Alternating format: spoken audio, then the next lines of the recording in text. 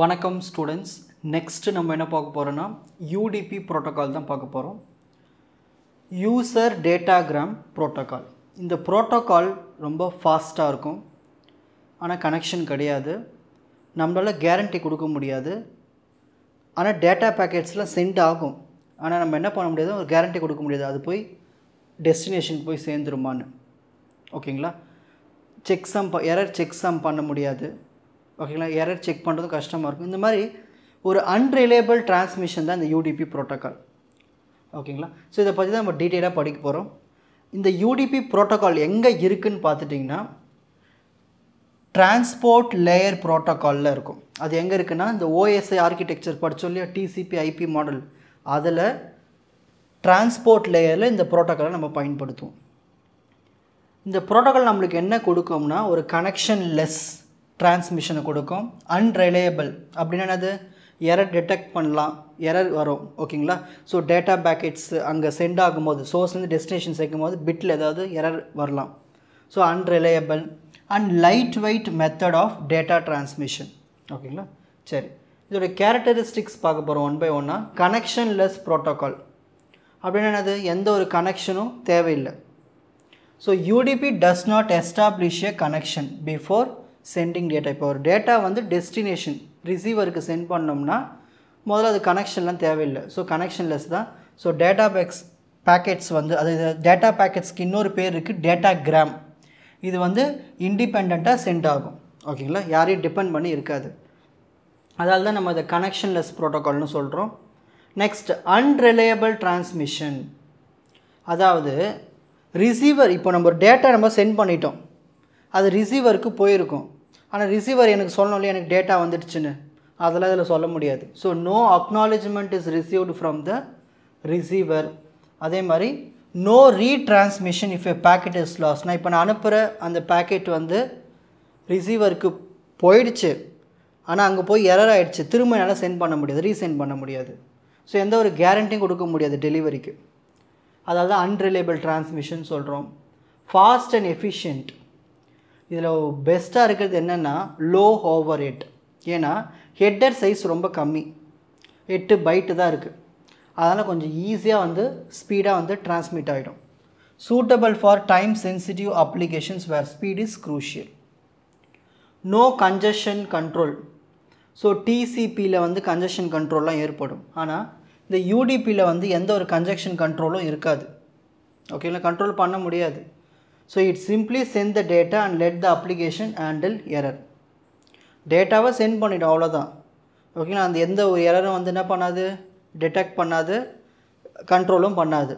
So அதை போனதுக்கப்புறமா அங்கே போய் ஏதாவது அப்ளிகேஷன்ஸ் அதை ஹேண்டில் பண்ணிக்கும். ஸோ யூடிபியோட ஹெட்டர் ஃபார்மேட் பார்க்கலாம். 8 பைட்டு. அதில் ஃபஸ்ட்டு சோர்ஸ் போர்ட்டுக்கு வந்து 16 பிட் இருக்குது.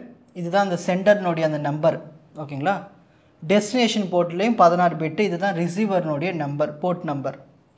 லென்த்து வந்து ஒரு 16 பிட். இந்த லென்த் எதுக்குன்னா யூடிபியோடைய ஹெட்டர் டேட்டா எல்லாமே இதுக்குள்ளே தான் இருக்கும் length. Checksum 16 bit, error checking இது ஆப்ஷனல் தான். ஐபி வெர்ஷன் 4 நம்ம யூஸ் பண்ணிக்கலாம். ஐபி வெர்ஷன் 6 கொஞ்சம் வேறுபடும். The total header is only 8 byte, making UDP very lightweight compared to TCP. So டிசிபியை விட யூடிபியில் கொஞ்சம் ஃபாஸ்ட்டாக டிரான்ஸ்மிட் பண்ணலாம், ஆனால் ஒரு அன்ரிலையபிள் டிரான்ஸ்மிஷன். ஓகேங்களா? இதுதான் அந்த format. So first source port கொடுக்கணும், டெஸ்டினேஷன் போர்ட் கொடுக்கணும், அப்புறம் அதோட லென்த்து, செக் சம் எரருக்கு, அப்புறம் மெசேஜ் டேட்டா ஏதாவது இருந்துச்சுன்னா. ஸோ இது நம்ம 3 பிளாக்காக பிரித்தாச்சு. ஓகேங்களா? சரி, ஒர்க்கிங் ஆஃப் யூடிபி. இந்த யூடிபி எப்படி ஒர்க் ஆகுதுன்னு பார்க்கலாம். The sender create a datagram by attaching the UDP header to the data. இப்போ நான் ஒரு டேட்டா வந்து அனுப்ப போகிறேன். அதுக்கு முதல்ல என்ன பண்ண போகிறேன்னா, அந்த டேட்டா கூட யூடிபி ஹெட்டரை சேர்த்து அனுப்பி விடுவேன். ஓகேங்களா? இப்போ என்ன ஆகும்னா, இது ஐபி லேயருக்கு போகும், இன்டர்நெட் ப்ரோட்டோக்கால் லேயரில் போகும். The datagram is passed to the internet protocol layer for டெலிவரிக்காக. ரிசீவர் என்ன பண்ணுவார், நான் அனுப்பிச்சதை வந்து ரிசீவ் பண்ணிப்பார், அந்த டேட்டாவும் டெலிவர் ஆகிடும்.